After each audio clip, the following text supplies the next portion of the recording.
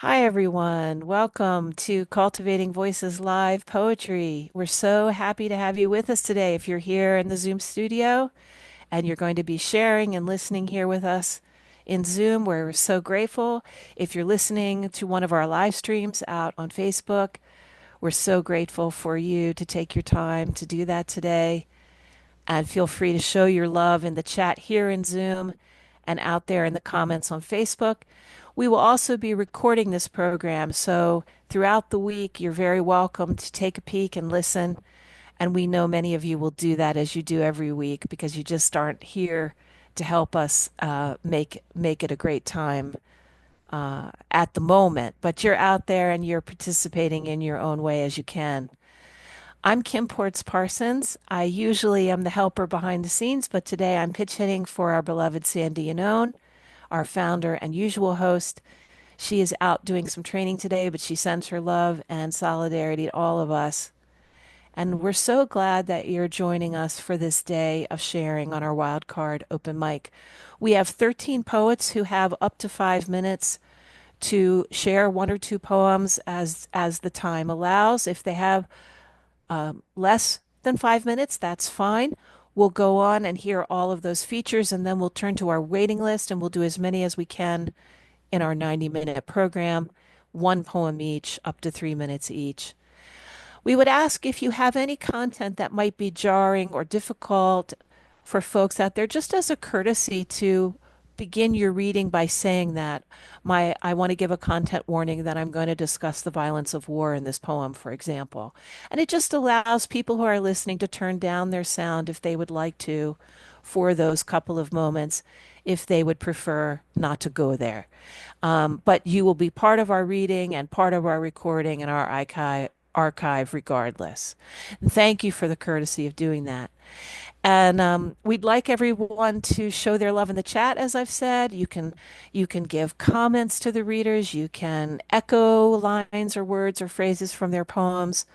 And if you have something you'd like to share as a community announcement, such as a book you have out, or a website where people can come visit you and your work, or a poetry organization you're part of, feel free to add that to the chat or to go back out later this week to the Facebook post and share it there in the comments, or in our regular group chat on Cultivating Voices.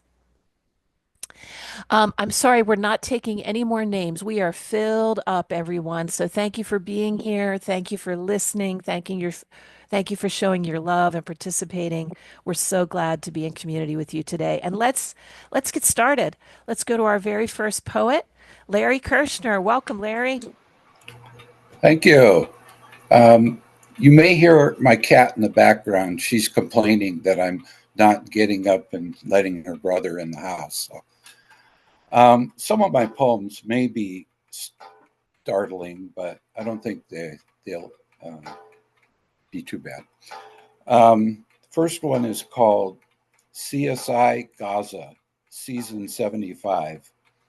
No forensic scientists will search the dusty rubble pile and broken concrete walls for fibers and loose hair while swabbing for DNA with moistened Q-tip swabs, knowing that the invaders have left little chance of recovering evidence of their crime.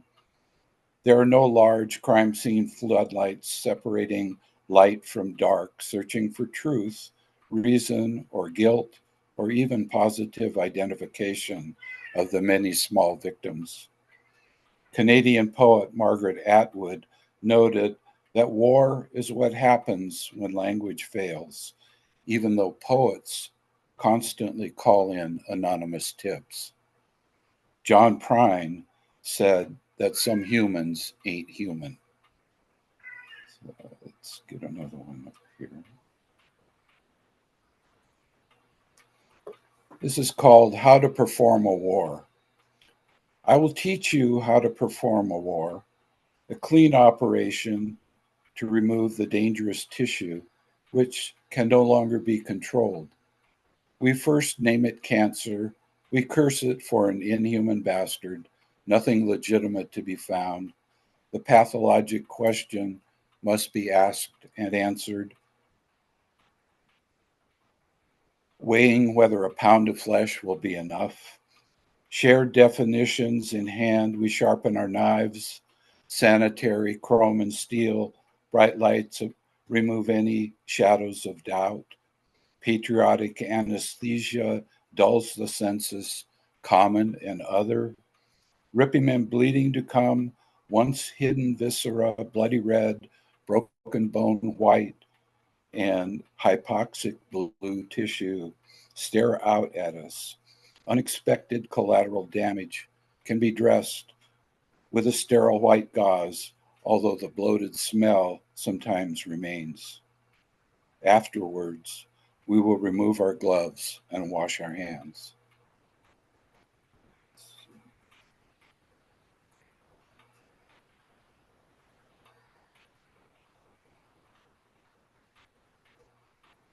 Sorry, slow computer here. This is called Hope is the Things with Feathers, a line from Emily Dickinson. This used to be the road where she liked to play. Now this rubble covers where her body lays. She isn't able to remember the hunger and cold, not the running and giggling along the way in the dark, which is no longer a need for goals or privacy or any question about her lineage. Pale moonlight won't really reveal her crime beyond an accusation of being an Abimelechite. Sent thoughts and prayers and hope and justice are promises worse than useless to the dead. What can one do to make the darkness die when living in the land of the mindless? And one last one that's a little more hopeful. Um, Hope in the 23rd year of our peace vigil.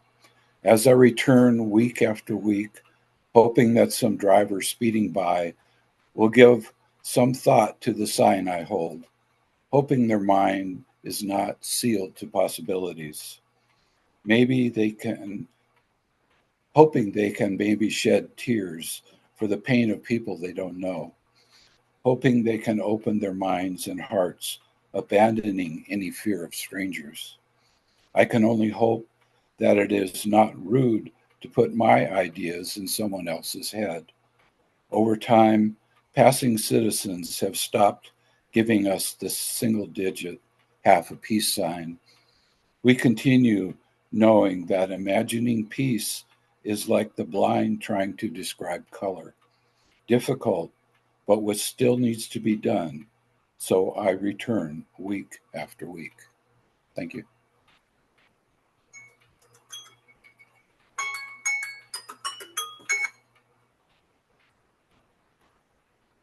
Thank you, Larry. Up next, we have, thank you, Larry.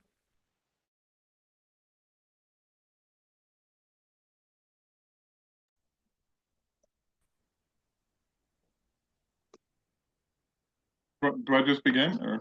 Yes, we're very happy to have you, Ed. Go ahead. Okay, great. I have a couple. Well, hello, Ed Gonzales. I'm here in San Antonio. I'm sorry, I'm here in El Paso, Texas. And if time, I'm going to be able to read another, I guess, cover poem. But I'm going to begin with a cover poem, one of my favorite Hill Country people. This one is it's called "Remember" by Hollis Walters. Remember back when you were a little child. Remember when you always ran free and wild. Remember when you never had a care at all. Even from time to time, you had to learn to crawl. What happened to those carefree days of yore? Why can't we visit that from time just once more? Back in those innocent days of our life when there was no trouble or strife. Life goes on no matter what we say or what we do. Remembering only that one thing we can do, store up those memories for some future day when thinking about work and no play. Blot out all those times that were so bad and forget the things that made you sad. Remember the good times that were there then. Remember to remember, if you dare. That was Hollis Walters. I also have another cover. This one's entitled "Tobacco" by Charlie Whipple.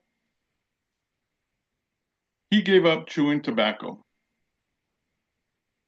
when the first of three sons were born. He didn't want to be a bad influence. That son became a banker and smoked cigarettes. The second son was a doughboy in the Great War. He rolled his own. The third son ranched in the West, smoked cigars and a patented metal pipe. He died one night watching the Dallas Cowboys on TV. It pays to be a good role model. Well, none of them chewed tobacco, did they? Right. And I have two kind of short ones, my own stuff. This one's entitled "Even Now, Her." In Northeast Los Angeles, up on a flat top hill, wielding our red cups of flowing suds from the kegs of Moosehead. Now staggered, I follow the dirt trail down to the Chinese elm tree, my hidden enclave. Within our old neighborhood, the cliffs are lined with trees. As time blows blows on the jet streams, head to the sky, I see the lights flicker within the blackened night. As the lights of the planets remain constant, police copters' lights beam, scattering us. I find my rock under my tree. I catch a whiff of vanilla. It brings me to think of her, the feel of her, the smell of her. Now she has moved on and only exists in my senses. And as the police cuts my night short, I gaze upward in the flickering abyss. Okay, and thank you. And my last one's a real quick one, something I wrote a while ago that always makes me laugh. This one's entitled "Free Food." Stepping out of my truck, I lumber up my driveway after a long day on my feet. I edge up toward a dimly lit porch. I spot loop-handled plastic bags with the magic words, "Doritos Tacos." I can feel a second wind kicking in. I scoop up the bag and rush in. Within my excitement, alas, I begin to feel a familiar burn. As I tear open the bag, there, before me, disassembling my prize, fire ants. They continue to set my limbs ablaze. I make a dash for the trash bin to allow the denizens of the deep to finish their supper. And at that moment, I reach an obvious conclusion. There's no such thing as free food. No, not really. So I hope you enjoyed those. I'm here presently in a group in El Paso called the Thank you, El Paso. Ed. Thank you. The El Paso. That was great. The El I think Paso. I'm frozen, everyone. I don't know if you can hear me. Yes, Kim, we can hear you. Yeah, your screen froze, but I can still hear Frozen you. Can you guys hear me? Yes. Yes. Uh-huh. Okay, I've turned off my video, Don. What I'd like to do, Don, is I'd like to turn everything off on my computer and come back in. I'm going to go ahead and introduce our next reader, which is Laura Daniels. After Laura is Joanne James. So if it takes me longer to get back than it does for my computer to get straightened out, then Don, please prompt Joanne to go ahead Sure. after Laura, okay? No problem. Take All your right, I'll time. see you all back here hopefully in 15 seconds. All right, see ya. And take it away, Laura. Good. Good luck, Kim. Thank you. Thanks. I'm glad to be joining you again. I recently had a poetry collection published. It's called Gentle Grass by Kelsey Books, and I'm going to read the title poem and a few poems from that collection. The first one is the title poem. It's called Gentle. After morning rain, droplets light is captured like a mirrored reflection hiding in the sun's shadow, effervescent, sighing gently, a perfect teardrop clinging to a bud. Invisible, delicate hold, shimmering clean, crystal clear clarity. Gasping, a gentle grasp.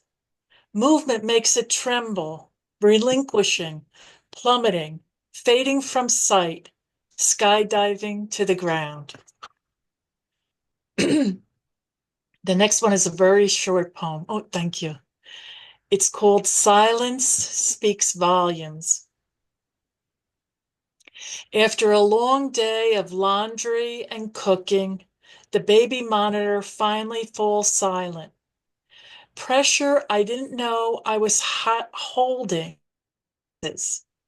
Peace descends over the house like a cozy cashmere quilt, muting the television noise. I unwind into the surround sound of silence. Eyes unplug, shoulders descend, breath expands. And thank you. The next poem is called Poem at 60, and it's after Sonia Sanchez's poem at 30, if you're familiar with her work. Noontime in New York, eyeballs hairy with the weight of the world. Too tired not to think in clicks. No, cliches, whatever. Too tired to care. Too tired to bother. Too tired to sleep. Once I slept like a motherboard, waking up freshly restored to factory specifications. That was before my warranty expired and the factory recall. Can they even find the part? And my last poem, and kind of give you my insight into what's going to happen on Monday. The Unseatable Bench. Avery notes, grass screams when it is cut, tasting the blade before being mowed down. My eyes hear your cries for help. Meg declares, a smell can't be a scream. It is but a breath of oxygen being released. Welcome to the pearly gates of stupidity. Take a rest on the unseatable bench as Annabelle tosses herself down the stairs, screaming, Annabelle is leaving. The book writes itself because the rusty gate leads to hell. Her pen bleeds these words. The grass screams to grow, but will still another day. The end. Thank you.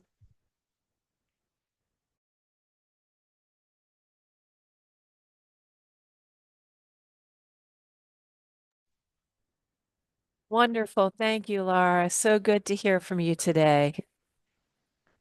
Great. And I think I'm back. I think I'm all right. But if you see my video go off, everyone, it's just for me trying to increase my stability to stay part. I'm here. I'm listening with my whole heart. Okay. So let's go on to our dear Joanne James. Welcome, Joanne. Can't wait to hear your poem today. Hi, it's so good to be with everyone. It's a hard week for our country. I have one poem, and it was just published. It came out in December with Exterminating Angel Press, EAP. They're in Ashland, Oregon. When the stars align, chaos reigns. Even with your eyes wide open, you will take the wrong road. This is the road of blizzards and fandom. Your eyes are bloodshot. You sing anthems tonight that seem endless. This is the wrong road at the right time. You lose car keys and fall in love. This is the uncheckered or swirling road. Take Dramamine, swallow honey, and a wristwatch. Under chaos stars, you never give up, even when all that you once held as true fails you. Road of hen's teeth and purslane, Light your lantern, raise it high, spread your light until chaos is lit. This is the wrong road if you still think life could be otherwise. You only find the right road in the wrong time. The road is a river that brings you to sea of urchins and sea pines, of sea otters and angel fish. In a time of misophonia and gurgle, airlifts, dragnets, travel alerts, all is miscues, blunders, mischance. Swallow chaos stars until you become stronger, until you can fly. Thank you. Wonderful. Until you can fly. And may we fly on wings of poetry through these difficult times, everyone. Thank you, Joanne. Next up, we have David Brydges. So great to hear from you today, David. I think it was Yolanda or somebody else, I think, was before me. Oh, I am getting a little bit mixed up, aren't I? Yes, Yolanda, I'm so sorry. You are next. Then we will go No to problem. David Thank you. Brydges. Thank you. So I'm Yolanda Brown. I'm in Southwest Ohio. I'm a first-time reader here today. And this piece will speak to grief, so that's my warning. I put in the chat a little more context. So the piece is called December 9th, A Soul Song in Motion. December 9th, a day marked my own small triumph. 3 months into this triumphant age, I celebrated me, a still moment in the turning world, a moment of pause before the next inevitable shift. Motion, not just of body, but of spirit, of identity, constantly becoming. Then I show up at the writing class, a room held in the digital ether, filled with the hum of Black femme voices, stories of porosity, of circles drawn and shared experience, finger snaps, head nods, the child that speaks volume, emoji hearts blooming in the chat. This I said aloud, so grateful, one of the best things I've done all year. These connections, these shared breaths, revolutionary in a world that tries to isolate to silence. My existence, a divine being, woman writing, speaking, taking up space, a quiet act of rebellion. Then the news, a shift in the atmosphere, a cosmic reordering. Yolanda, Nikki, she has made her last bow, penned her final stanza. December 9th, a day of celebration, now etched with a deeper knowing. My poetic mirror, a Black girl with an Ohio face, ascended. Danced right on out of here, fully flowered. Her motion now beyond the earthly plane. A new kind of movement, a transition.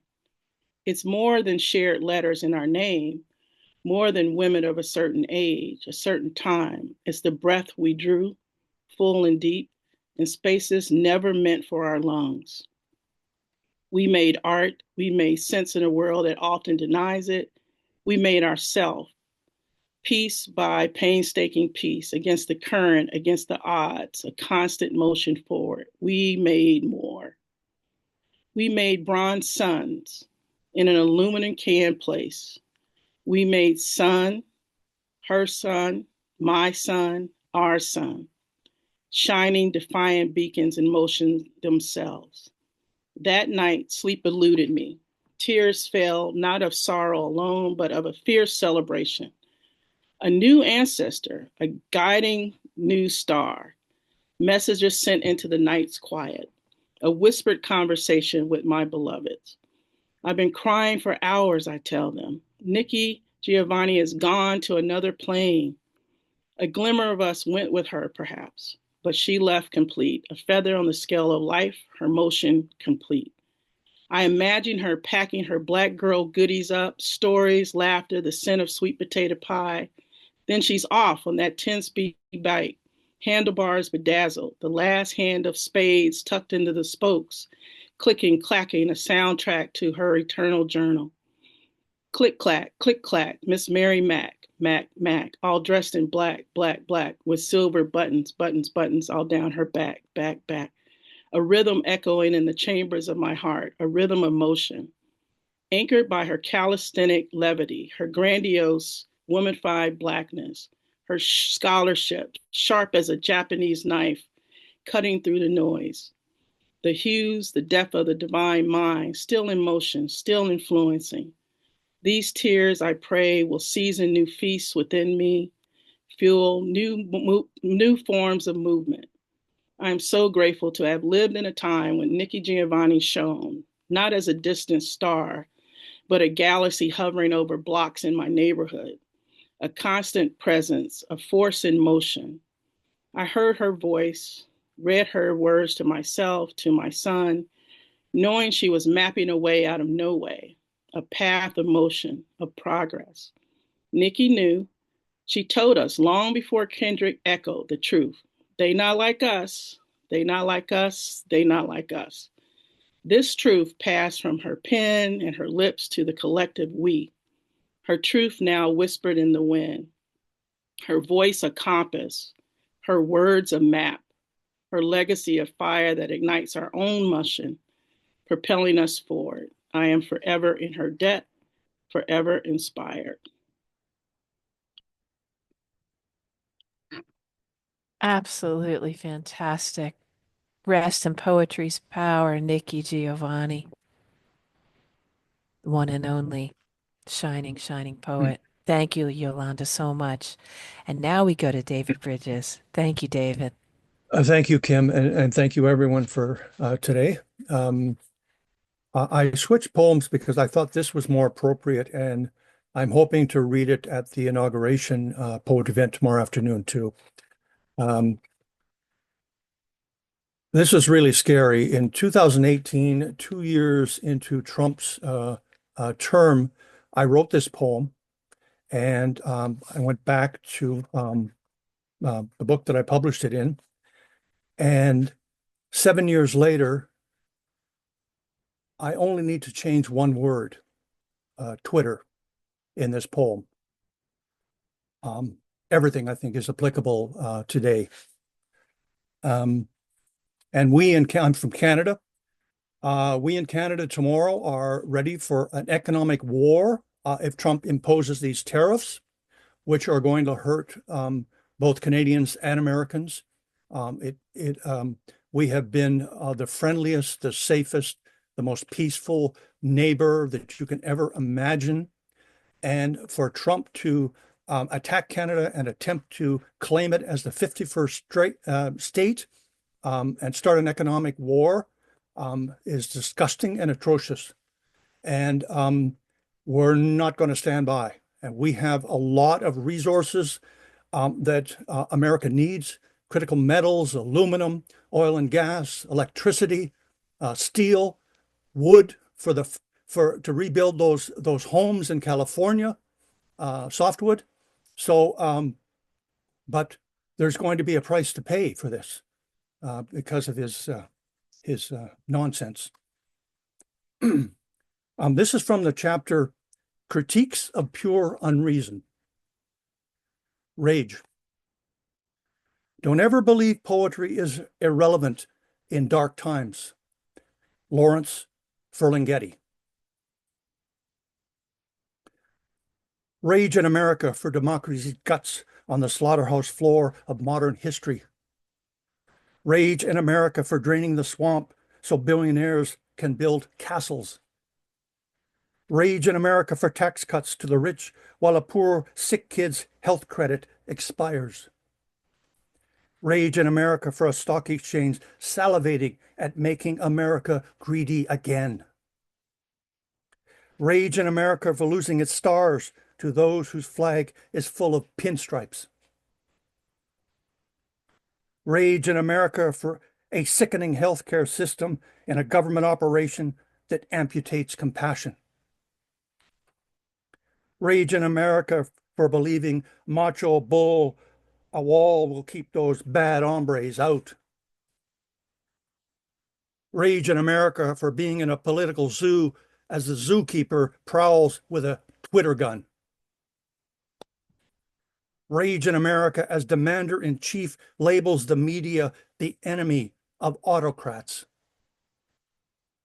Rage in America for public looting of the treasures of a nation's real wealth, the truth. Rage in America for a White House blackening from the inside. Rage in America for a pickup truck running over the Republic of Reason. Rage in America for the emperor's thin ego balloon pricked by the latest paranoia. Rage in America for the brave cats defying a rotten regime run by pit bull demagogues. Rage in America for defiant voices howling through the madness.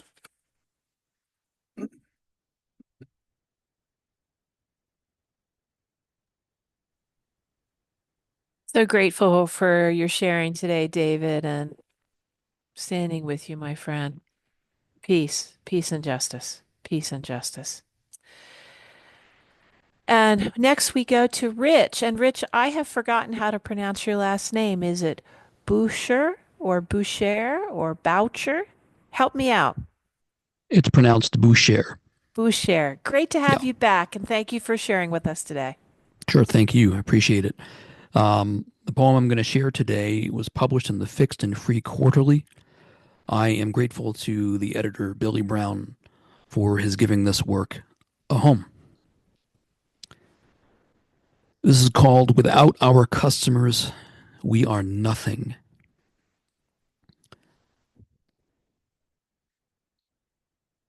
The little toddler baby was having a horrible, brutal first day of work as a cashier at the supermarket.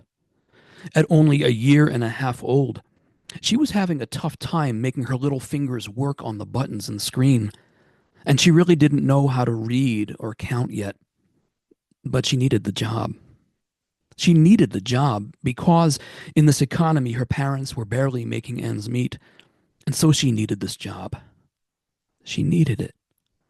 The customer in front of her was practically screaming himself hoarse at her because figuring out which of the pictures on the screen meant a pack of Marlboros was too much for her little brain to handle.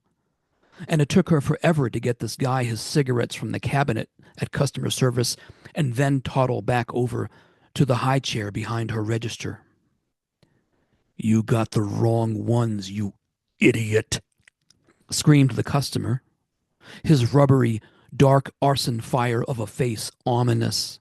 Imaginary black smoke billowed in a tower above his head like a burnt-out thought cloud.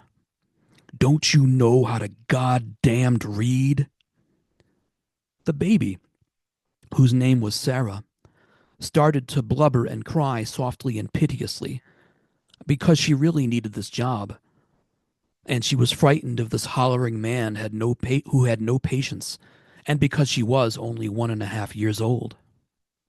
Margaret, the store manager, appeared out of nowhere, profusely apologizing for Sarah with her large, fat mouth to the customer. The customer, still hollering, suddenly orgasmed with pleasure and a long groan, and a shudder also at being so quickly placated and apologized to by someone who was of the manager race. Margaret then turned to Sarah and fired her on the spot and told her to get out of the store.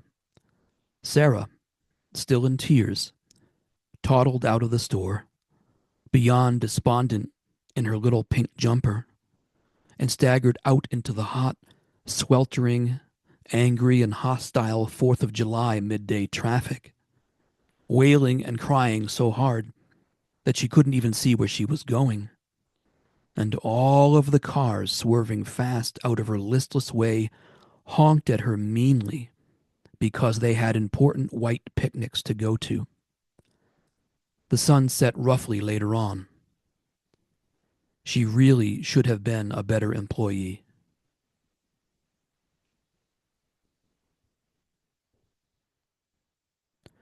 Thanks.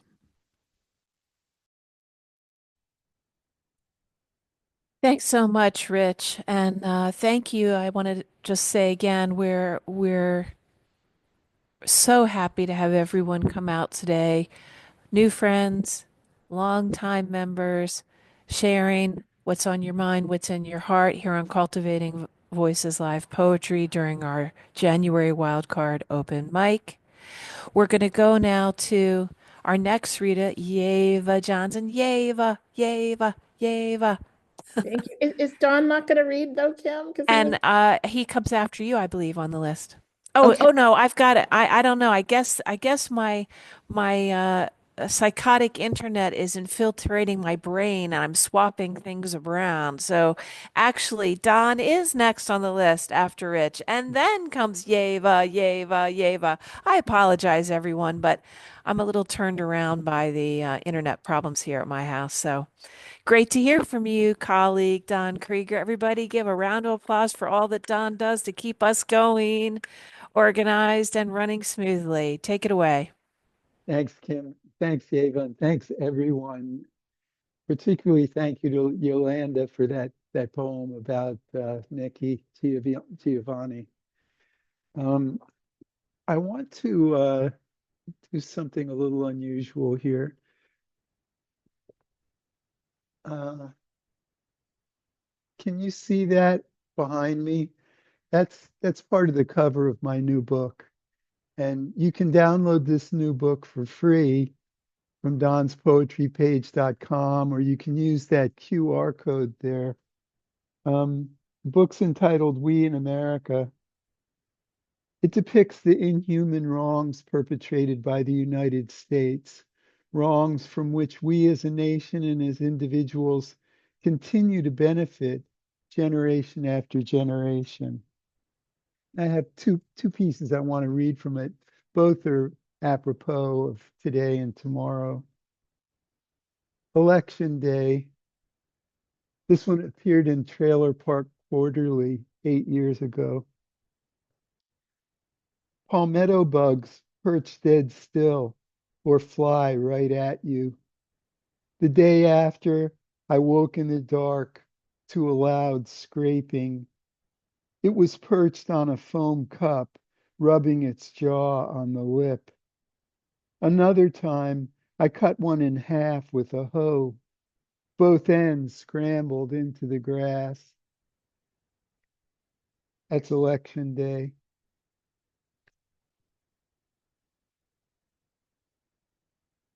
On October 7, 2023, terrorist gangs slash freedom fighters breached the Israeli-Gaza border, killed 1,200 and kidnapped 247. The ferocious response of Israel's military has killed 30,000 innocents and counting, and turned the lives of Gaza's millions upside down.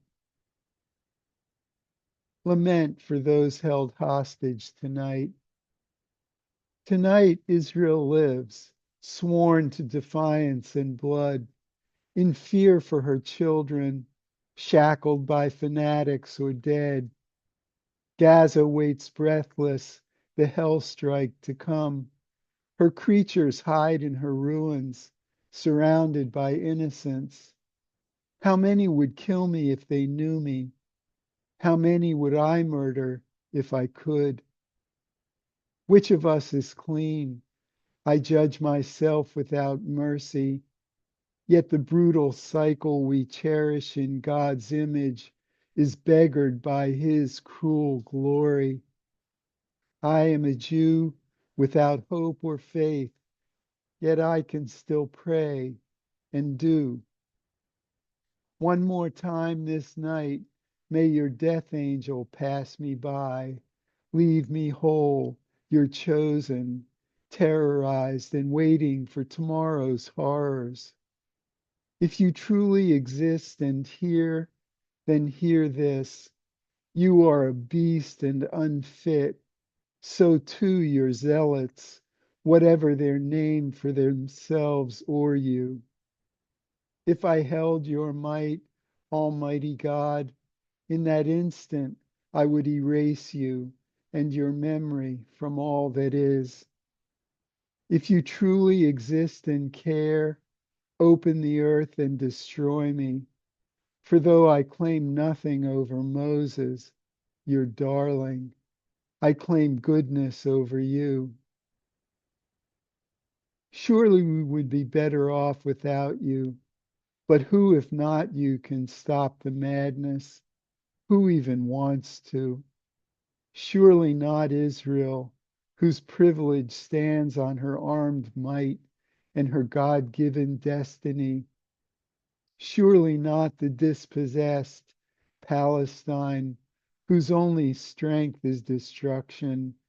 Surely not their Arab kin, whose only gifts are weapons forged for an ancient feud. And surely not America, we whose nuclear bullets hold the world hostage, like those Israeli hostages shackled in Gaza tonight, like those Gaza innocents beggared by Israel's might. That's lament for those held hostage tonight, and it's from We in America. I hope you'll download it. There's been 28,000 copies downloaded so far, mainly by right-wingers on X. That's where I post the notices, so I get a kick every time somebody downloads it.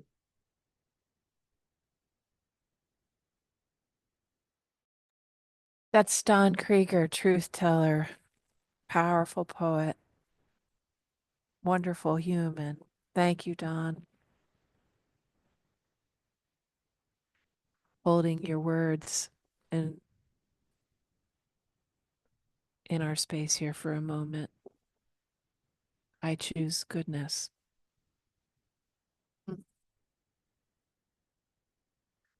Thank you, Don. Now we get to hear with the wonderful Yeva.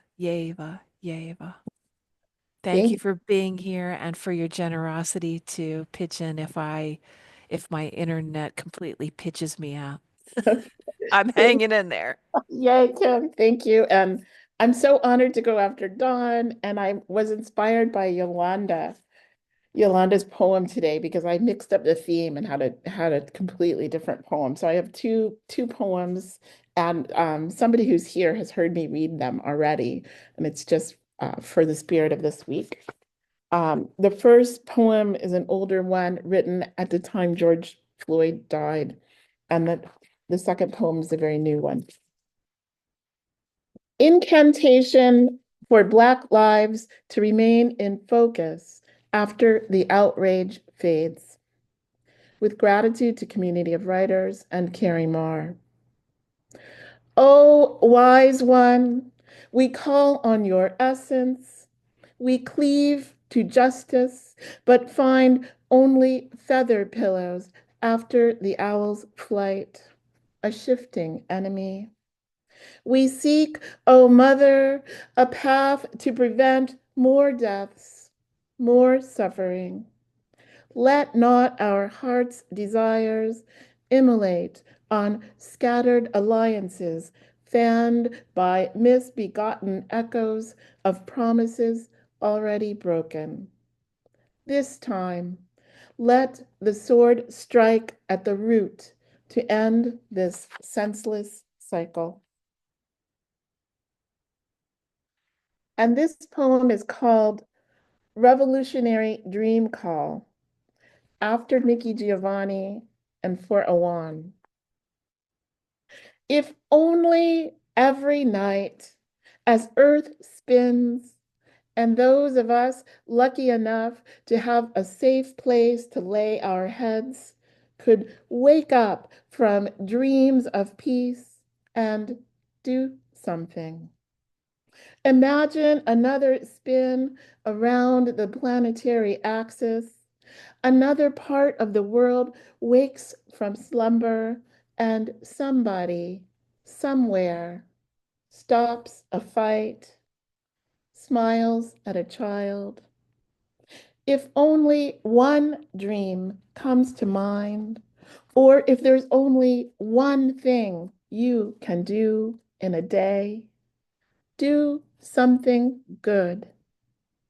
Imagine waking up to make something better for someone, somehow, some way, if only for yourself or a stranger. If only the earth spun, if only we woke up, not just dreaming and spinning and hoping and pining for better, but we actually were making reality the fodder for our dreams rather than the other way round. Every day then becomes a sacred instrument of the possible. Every earthly turn, every revolution meaningful, meaning we could if we tried. If we did something, we could turn this thing we understand as caste or capitalism or racism or patriarchy or hatred of anyone different in any way, or nepotism or excess privilege or control or any tilted scale. We could turn this thing around, change one thing for good, to incite joy, to increase happiness, to create understanding, to swathe us in love. And the more days and nights we spend on the earth, the greater the gratitude, the more wondrous the dream made from the dirt and the sweat of our efforts, whether singly, in small groups, or great crowds. Imagine, do, get up, make the reality a dream, the dream a reality. Thank you. Oh, Yeva. You know, Yeva, one day when some bright and wonderful student writes your biography, your insightful biography of your great work, they will give it the title Sacred Instrument of the Possible, which you are when you write, when you play your flute, and when you read and share in community. Thank you. Thank you. And poetry, it is a definition of poetry, sacred instrument of the possible. Fantastic. Well, thank you all for everything you're bringing today. We have four more readers in our featured list, 5 minutes or less, and then we'll go to our waiting list. Next up is Gary. I believe it's Lucero. I hope I'm saying that correctly, followed by Kara Briggs. Thank you, Gary. Take it away. Hi, yeah, my name is Gary Lucero. This is a poem called The Unknown Race from my next book, which comes out March 1st. The first part's called The Light That Travels. The twilight sensing a ray the twilight sensing a ray farther drawn than we ever knew, and the stairs that lead beyond lead before, in tired consequence forever ending. The unknown race is clear and ever reaching, always knowing, always having sense of the reasons, and the plan is simple and ever changing. The cleansing moments find a way, we shall be free to know. If there is anything to know, if there is anything to be, remember, God is not within me, God is me, I am God, and so is the ever-present presence, faltering, knowing, standing, always true, because in the end the light must travel from within us, and not the other way around. Second part's called The Light of Death. When we die, we see the truth, we find love, we find power, and we become immortal. It doesn't matter if we ascend, because death is power and love is truth. It is immortality. It is the ultimate ending to the best beginning. Thus are we drawn into the universe, taken to a new point of light to see where it all began, who we are, why we exist, and what we are made of. Third part is the light of life. So wishing to love, yet unloved. So wishing to be all-powerful, yet weak. So wishing to find truth, yet filled with lies. So wishing to be free, yet shackled. So wishing to discover immortality, yet easily killed. And while our wishes are hardly ever realized, they do not stop. We dare to think of what might be. We seek that which we cannot find. And as long as we believe, as long as there's hope, some tiny hint of a possibility, we wish, we dream, we wonder, our imaginations soar, our dreams run wild and venture towards the future we hope to realize. And part 4 is the light of a million stars. We run from that which is ours, the thing we've worked so tirelessly to achieve, but also from what has been given us. And in running, we come right back to where we began. We are startled by the revelation that no matter how fast we move or our intent, we can't escape our past or irrevocably change the future. We have agency over our lives in many ways, but like the stars that shine down upon us, much of our story has been told, handed down to us in the generations. And when we stop, catch our breath, and see all that surrounds us, and note that although they were at one time unknown, we now recognize them. We realize what's important, who we care for, and what we want to change. We see the light of a million stars for what it is, a tale that spans the universe, changes lives. It's life and death, fate and free will, war and peace, goodness and corruption, and a host of others. And having returned with those we love at our sides, we finally feel that connection and know we are home. Oh, thank you very much. And know we are home. Thank you so much, Gary. I think that might be your first time reading with us, yes? I was here in early December. Well, it's so nice to have you, and we Yeah, hope you'll come again. Thank you so I much. will. My wife's been sick, so I haven't been doing much. But Well, we're glad to have you with us today, and it's great to have new members join in and share their voices. Thank you, Gary. And we are going next to Kara Briggs, and after Kara, we will go to Isaac Cohen. Hi, Kara, you're very welcome. So nice to hear from you today. Hi, Kim, and thanks everyone for the inspirational work. I will continue in some political themes, a little off center of both the incoming administration and then the news from social media, especially the meta platforms. Um, and I'd say these poems touch on humor and maybe hints of satire. Beginning with High Heel Blues. I cannot wear high heels anymore. No stiletto sandals, no towering boots, no mile-high Mary Janes, no shoe store bargain pink Ivanka Trump pumps. Shoot, no skinny Cole Haan mules so demure. Louboutin, no, red sole roots. I reject comfort in wedges, oh bore. How I pick at heels of wood or jute, discard my Manalo Blahnik, score Gucci leather sandals, I give the boot. Not again, Valentino Versace, j'adore. No more block, spool, or cones to impute. My toots, fallen dignity on the floor, forevermore, sneakers for all pursuit. High Heel Blues, and the other poems that I'm reading are from my book, Rivers in My Veins, published in September by St. Julian Press.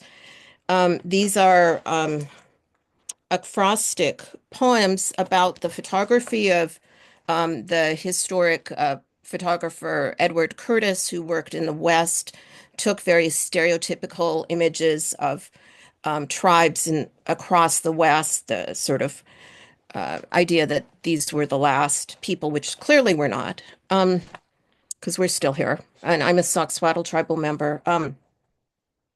Two poems from this series, beginning with a poem about an American political prisoner, Chief Joseph, and I'll read that in honor of the contemporary American Indian political prisoner, Leonard Peltier. But the poem is about Chief Joseph. Photogravure, copper plated, imagination more than life, discovered lenses, window pane, render brown and gold, a knife in the back, Chief Joseph's face worn with age, shaped by pain, Oklahoma prison, empty space. His inner ear hears the eagle's call. To the camera, he exposes memory of ankles bound in chains. Oh, my Wallawa, my dreams do turn to our mountain lake. How I yearn, my people once more to return, ancient paths where fires burn. And then my final poem is a pantoum. Thank you. A pantoum, very much about social media. It's titled, it's a third in this series related to the photographer Edward Curtis. It's called 21st Century Indians, so it's very much pointed at American Indians, but it could be at any of us who use the meta platforms and other social media platforms that assert ownership of our content. A pantoum, 21st Century Indians. Everyone has a camera now. Everyone can take great shots. Selfies, landscapes, powwows, our faces like our ancestors. Everyone can take great shots. Canyons, prairies, ocean shores, our faces like our ancestors. Our smiles are all our own. Canyons, prairies, ocean shores, babies' faces, lovers' eyes. Our smiles are all our own on social media for all to see. Babies' faces, lovers' eyes, to dance under starry skies. On TikTok for all to see. Every intimacy on Instagram, to dance under starry skies. We're 21st century Indians. Every intimacy, the world to see. We own our own images, don't we? We're 21st century people. Our photos hang in galleries. We own our own images, don't we? Curtis took, we give away for free. Our photos hang in galleries. Lines in our faces tell stories. Curtis took, we give away for free. What would our ancestors say? Lines in our faces tell stories. Selfies, landscapes, powwows. What would our ancestors say? Everyone has a camera now. Thank you. Wow, what a great use of the pantoum, you know, for that subject matter, the overlapping, the repetition, the entanglement. It's just fantastic use of that form. I mean, I love a pantoum and what a great use of it there, Kara. Thank you for the beautiful lines shared and so good to have you with us again today. Well, we go now to our friend Isaac Cohen in Israel. And after Isaac, we will hear from Cynthia Pratt. And then we will move on to our waiting list. And I'll share that list again with everyone in just a moment. Thank you for being here with us, Isaac. Take it away.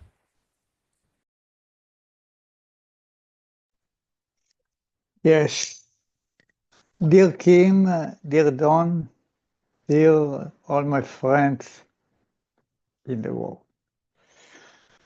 Today is something happy because three of the kidnapped will free, and there are a break of fire in the south of Israel, and I hope the peace will come soon.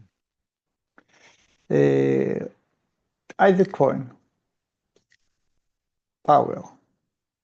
I want to return you to your families. I want to renew your life. The wall stands up like the wall of Berlin. Can I break like that? And I'm very happy that I can break the wall. And now a poem of peace. As a Cohen, feather of peace.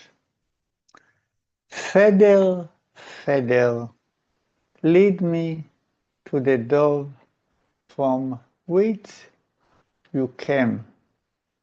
I will come to her and give her an olive leaf.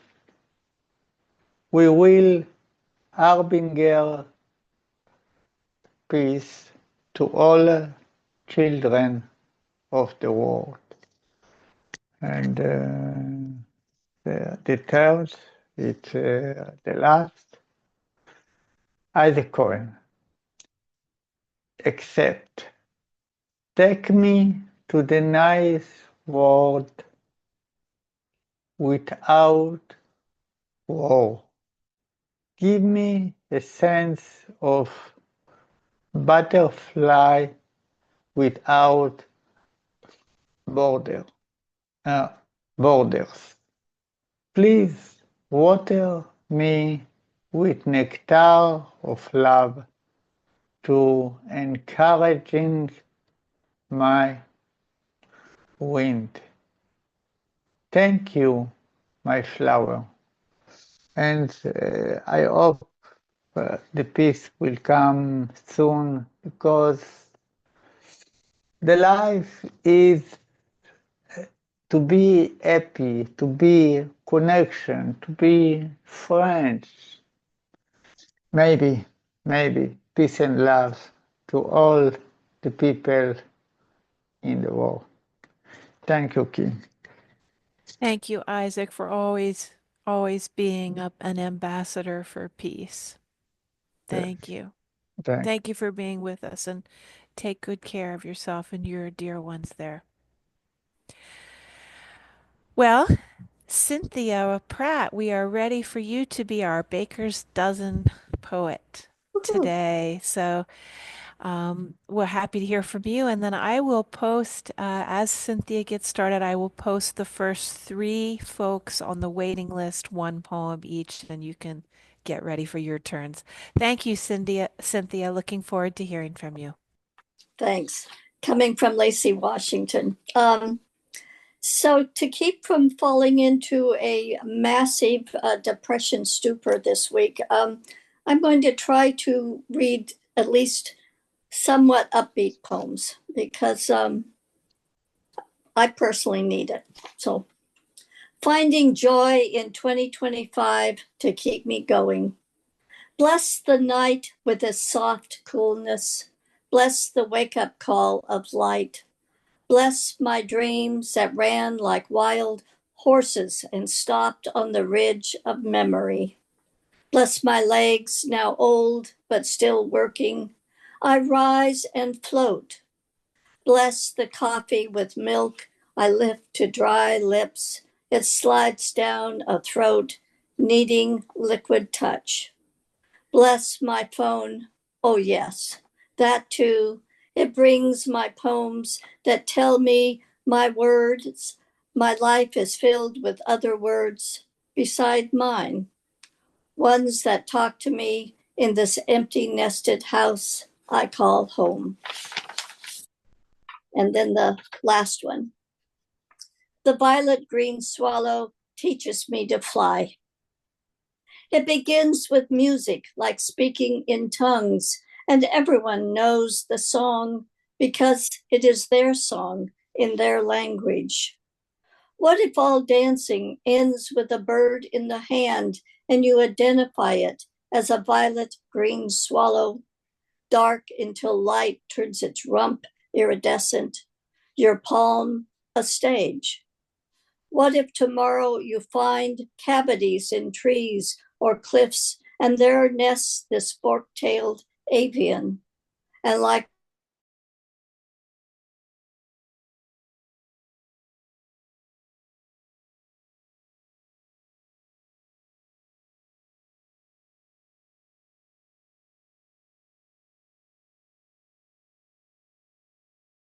all I ask of this metallic green-backed sky elf is to bring me good luck so I can sing a song of joy, flap my elbows as I dive for midges and gnats.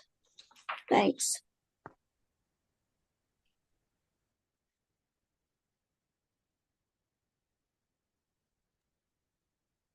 Thank you so much, Cynthia. So inspiring. And that line, like the throat of our conversation, just wonderful, wonderful imagery. Folks, we've heard fantastic poems from our first Baker's dozen of features, and we're turning now to our waiting list. One poem each, please, 3 minutes or less. And our first reader is David Beckom. We're so happy you're here with us, David. Please take it away. And hello, guys. That's me, David Beckman. Thank you, Kim. And I am reading from Ireland, Cork City, Ireland.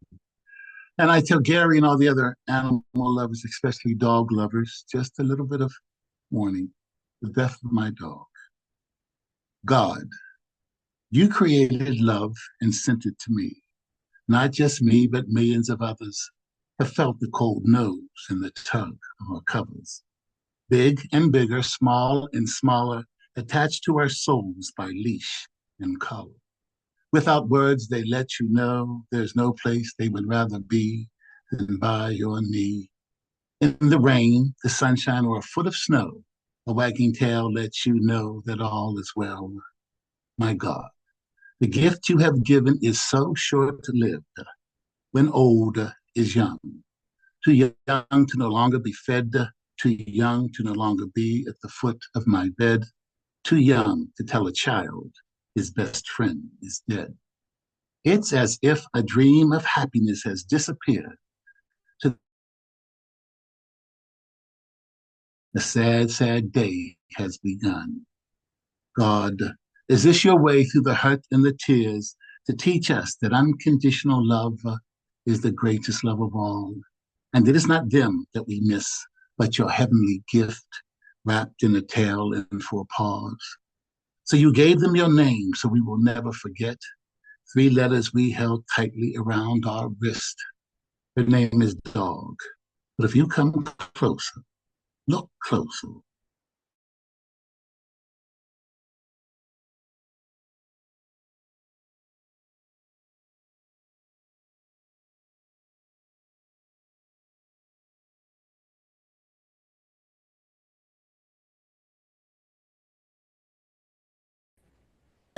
You know, pure love.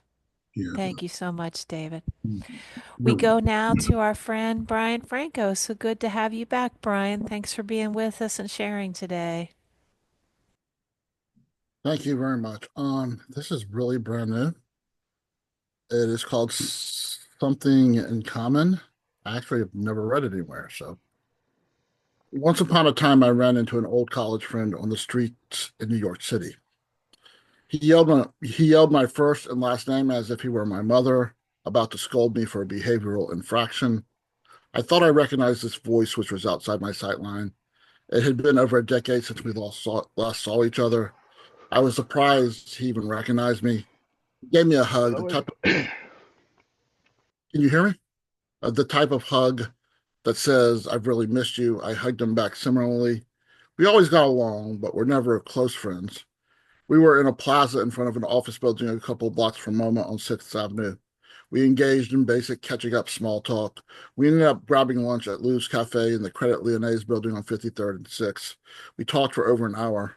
We exchanged numbers. We went our separate ways. We never talked again. We didn't have much in common except for our past, which dictated we didn't stay in touch. Once upon a time, a college friend friended me on Facebook. It had been over 2 decades since we last spoke after running into each other on the street in New York City. That was before cell phones and Facebook existed. We had both decided when we arrived to our cities to not call each other, or maybe we forgot. I stared at his friend request. I wonder if he saw my name and a people you may know notification. I wonder if he explored my Facebook page. He was on his second marriage with 2 kids in college. We still had little in common. I had left his friend request unanswered without declining. When we sat across from each other at Lou's Cafe, there was an inkling of hope we'd be friends. I wonder if the fact that we didn't have much in common is what we had in common that time we ran into each other that allowed us to have such a prolonged conversation. When we were in college, we were part of a group of 20 friends who drove from Gainesville to Tampa to see Billy Joel in concert. Myself and another friend had camped out in front of a record store to buy the tickets. We would always have Billy Joel, and Lou's Cafe is no longer. Thank you.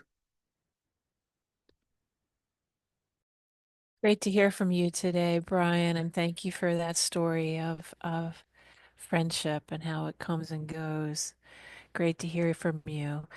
We next up have a wonderful friend who it's so great to have you, Michael Anthony Ingram. All right. And Hello. if you haven't yet visited his quintessential poetry page on Facebook, it's filled with wonderful poets and community, isn't it, Michael? Yes, it is. So take it And you're away. part of Thank it. you. All Oh, right. well. Thank you. I bring you greetings from Washington, D.C., the epicenter of tomorrow's hurricane, earthquake, tornado, you name it.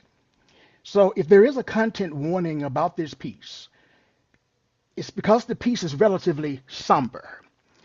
And the title is Black Icarus Falling. My name is Icarus, Black Icarus to be exact, and like my namesake, I too have fallen out of the sky. Fallen so low that sometimes I feel like a motherless child, swimming in a pool of my own tears, shame, and despair. Sadly, I never learned how to swim, so I'm drowning, and no shallow end eagerly awaits me like Camelot of old in the distance. I can't wade back to a shore that does not exist. Sometimes I feel like a motherless child. My mind is dark and cavernous. Nothing good ever escapes or trips the distant light fantastic. Foreboding nihilism marks my belief in Hamlet's quizzical pondering of to be or not to be is the question. For to be or not to be is never the question in a black life that does not matter. Ephemeral notions of mattering quickly vanish and appear alone in a distant galaxy that will never, ever be visited. Sometimes I feel like a motherless child climbing a mountain that is not there. My dreams of reaching the top of Hillary's Everest or ascending over the clouds of Kilimanjaro fade quickly when my breath gives out after I attempt to climb above every defeat.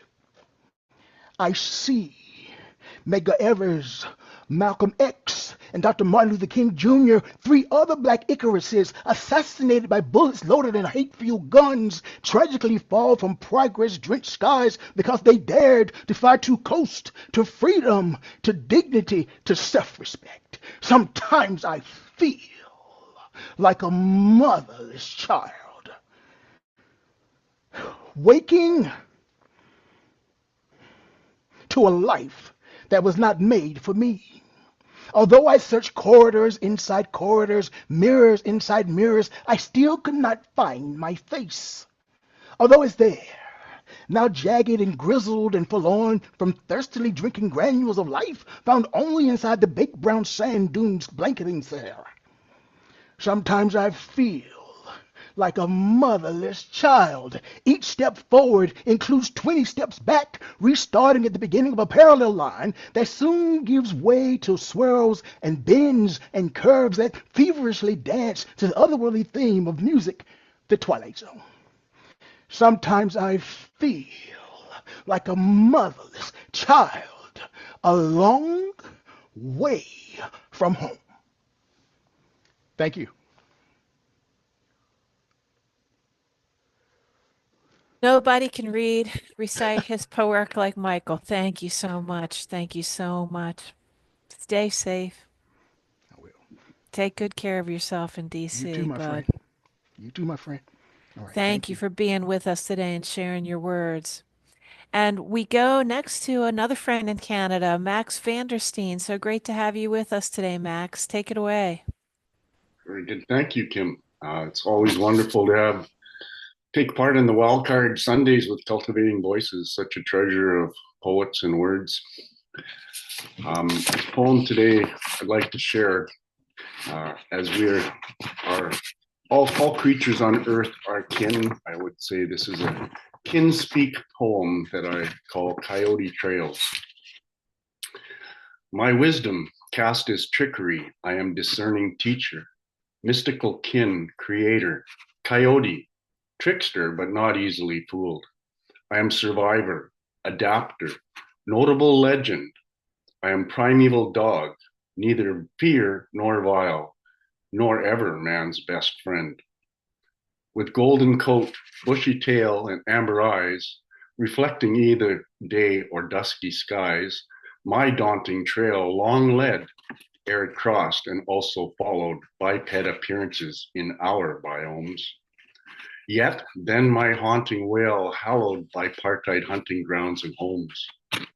I moonshadow prowl and scrounge, shyly stalk, or sometimes scavenge, wild game, carrion, random refuse, pets, or hapless livestock indiscriminately. Mostly, I prey alone all night on filth, left by shameful human duplicity. Though I grow bold on thy easy pickings, I lament the loss of my territory, like dense, scented forests, open grasslands, and dwindling number of natural quarry. I run now from forest and prairie fires, from deadly machines and bloodthirsty men, and from plastics, pollutants, and poisons pervading deep our common environs. Conjointly consigned, forthwith I dream, though I hate them that I must live thusly, lest bipeds tend to misdeeds, I esteem calamity soon may claim man and coyote. Thanks. Thank you, Max. Calamity may soon take a lot. I hate to think of it. A friend recently said, the way I'm going to approach my calamitous thinking is to say, well, let's see. Let's see. Let's be in the now and take it one moment at a time. I thought that was very interesting. And it's so wonderful to take these moments to be with all of you to hear poetry. It's a great space to be in.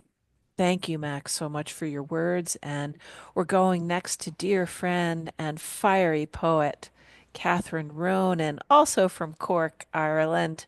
And then we'll hear from Karen and Eelka. So take it away, Catherine. Great to see you all. And today is a sad day because my great friend Mags Creed passed away after a battle with cancer. But she was a marvelous poet and a musician, and she put music to this poem. So I'm going to dedicate this poem to her. The poem is called Bridget.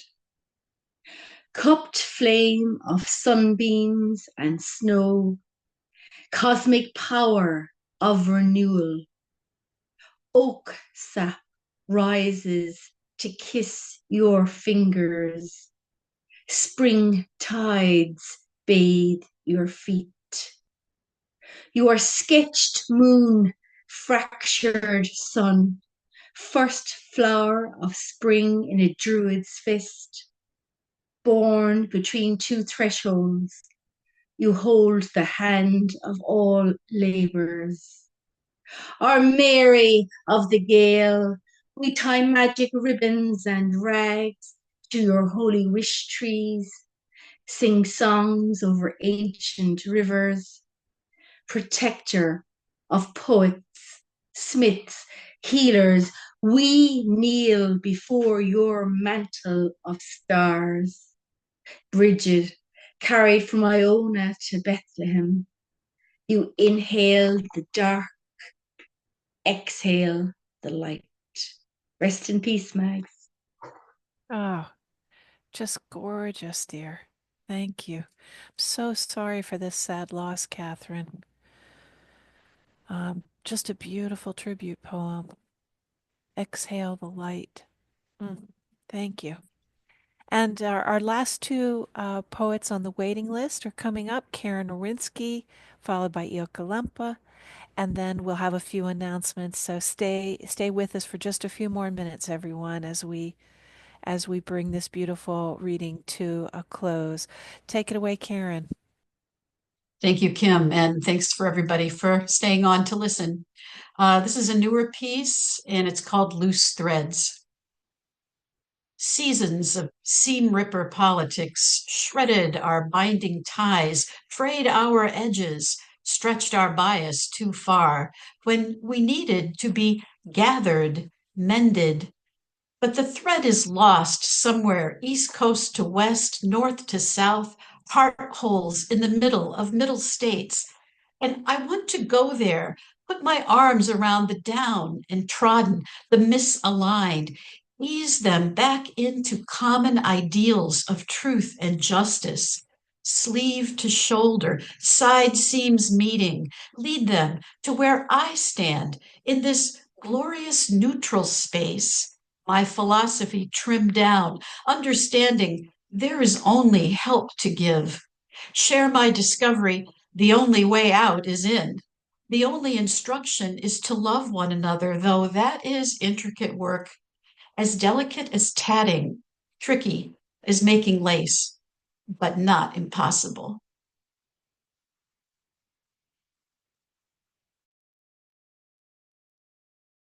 To love one another, that is intricate work. That is a metaphor to ponder. Intricate as tatting. Thank you, Karen. Really good to hear from you today. And take us home, Eelka. It's so great to have you with us today. Thank you for having us, Kim and Dawn. And it's great listening to everybody.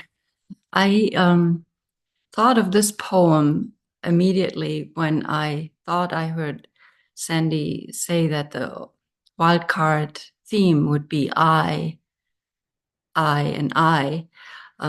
So this is a poem that came out in Ekphrastic Review 2023, published by Moonstone Press. And it's on a Japanese ink on screen by Ogata Kurin, Japanese 1704 to 09. And it's called Contemplation, and the screen was called Rough Waves. Contemplation on Rough Waves. Remember, the I is not the I. Only the speaker envisioned through the eye of the one who moves the brush. My waves out of view currently, 300 years later, but they are with a fraction of myself online. Funny this word. Why not on the line? Like my grandma's laundry line behind the rock garden, out of sight from visitors, where I witnessed wild waves of laundry dancing in late afternoon winds. Yes, the waves came through me with two brushes in one hand. Believed I had it in me, this gift of spontaneity with precision. Beauty like ephemera with no hope for replication. Right brain guiding left eye through to left hand stroke. Left brain guiding right hand, implying right eye woke. Which hand was holding the two brushes? I will not reveal. The colors earthen, murky, sense of doom, waves like dragon claws. Somebody wrote, I do not care. It's the inner movement pulsing through the arm, the hand, both brushes. My left eye, my right eye, joining with surprise, oogling what swept through from my inner eyes. Wonderful, wonderful. You did a great job of being an advertisement for our upcoming themed poetry reading the first Sunday in February. So thank you. It's like bringing us around to the next event, Eelka. Okay, so Just I beautiful. And mixed and that and up. you're very welcome to read that one again or something else about that topic on that day. Well, I'd like to share a congratulations and applause and kudos and huzzas to all who read today. I'll read I'll just share the names in our list and let's unmute and give a round of applause, everyone. Bravo, well done. Great. Great to hear you. Great to be together. Beautiful. Thank you, everyone. And let me make a few brief announcements as we come to our concluding minutes here. We will not have a poetry program next Sunday on January 26th, but if you're looking for some more community, there is an event happening tomorrow, Monday, January 20th. They're calling it a like an inauguration protest reading. And it's been advertised on Facebook. Sandy has shared the information, and there's a link here now in the chat.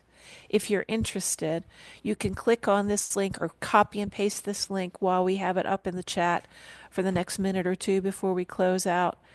And you can look it up yourself and see if it's something you're interested in participating in. I think David Brydges mentioned he's planning to attend and share if there's an open mic. And it's always good to find those poetry events that we need at certain times. If you know of any other events, feel free to share them before we close out today. Coming up, as I said, on January 26th, there's no program. But then on Sunday, February 2nd, we had a beautiful preview of an example of a poem that would fit. We have the fabulous members of Cultivating Voices, Linda V.E. Crawford and Indran Amurthanayagam, as our featured readers in a themed Poets Focus reading and open mic. I and I. So any kind of a poem exploring perception, point of view, self, observation, description, design, things that it makes you think of. We love an approach that is kaleidoscopic. So I hope you'll get inspired and come out to listen to our two fabulous features, Linda and Indran, and to bring your own poem for the open mic on that theme on Sunday, February 2nd. Meanwhile, thank you all for listening now and in future on the recordings and on the live streams that are archived on our Facebook page. We so appreciate being in community with you all and the poems that you bring and the comments that you share in the chat and in the comments on Facebook. Take very good care of yourselves today and in the days ahead. Do what good you can. Keep writing your fantastic poetry. Take extra special care of your beloveds and join us again soon. Peace, love, and poetry to all of you. And Sandy will be back with us next week. Goodbye, everyone.